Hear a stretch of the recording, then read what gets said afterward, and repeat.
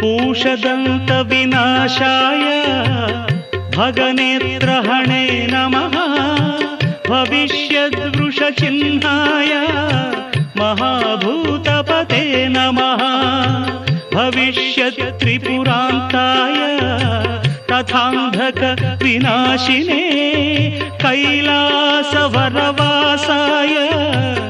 करिकृत्तिनिवासिने विकराळोर्ध्वकेशाय भैरवाय नमो नमः।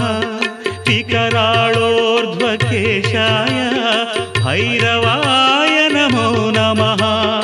अग्निज्वालाकराळाय शशिमौळिधृते नमः। नमो देवादिदेवाय त्रिनेत्राय महात्मने रक्तपिङ्गळनेत्राय